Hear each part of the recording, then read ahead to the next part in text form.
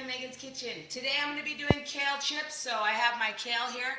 This kale is red Russian kale, and it came from Grady at Greenfire Farms.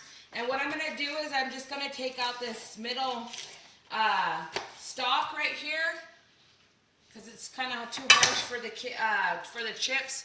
So I'm just going to break it apart, and I'm going to throw it into a bowl. And I got my oven preheated to 300 degrees. And so what I'm going to do is I'm just going to make some chips out of it. Everybody's been asking for kale chips, so I'm going to do that for you guys today. I received this recipe for kale chips from Food for People. They sent it to me, and I will be giving it out in our Veggie Club share so that you guys will also have the recipe as well. So I'm kind of cutting it up into the chip sizes that I'd like. You can cut them bigger, you can cut them smaller. They're all going to crunch up. I'm going to put this on my cookie sheet that I've lined with parchment paper.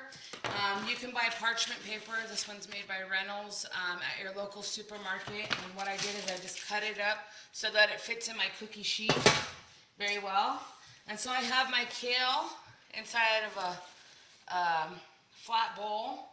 I have a couple tablespoons of coconut oil. You can use olive oil. You can use any type of different oil. You can use vegetable oil. I recommend using like olive oil. So I'm just going to lightly poured it over. I'm just going to kind of toss around. I'm going to add some pepper, however much you'd like. Toss it around.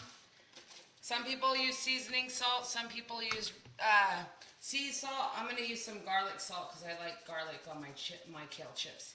I'm just going to lightly sprinkle the salt. Now you don't have to use salt at all. You could just use pepper, or you could just use it plain. So what I want to do is I want to coat my kale chips, and these you could see it's nice and oily. Then I'm going to lay them flat on my parchment paper on my cookie sheet, and I am going to bake in the oven, and I'm going to enjoy this kale. Now, kale is definitely full of iron. It's full of omega-3s. It's full of protein. It's full of vitamin D. It's one of the vegetables that have vitamin D in it. It has calcium in it, which I really love about this vegetable is because my son is lactose intolerant, and I have also nieces and nephews that are lactose intolerant. It seems like a lot of Native Americans locally are lactose intolerant, so it's full of calcium. We don't drink a lot of milk in our home, but we eat a lot of kale.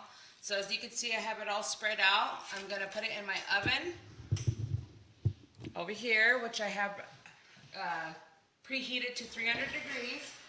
I'm going to set it in there. Ooh, smoky in my eyes. And I'm going to wait for 5 to 10 minutes for it to bake, and then it should be nice and crispy. Thank you again for tuning into my show. Without you viewers out there, I wouldn't have one. I would like to thank the programs that make this possible, and I'd like to thank the farmers that give us these beautiful vegetables. I'd like to thank the Klamath Trinity Resource Conservation District that employs me. I'd like to thank the Hoopa Valley Tribe, the Hoopa Food Distribution Program. I'd also like to thank Grady at Greenfire Farms, who grows this beautiful vegetable. Now this is spring. It also grows in winter. It also grows during the fall. So this vegetable grows locally here, and it grows very well here. The red Russian kale, dino kale, different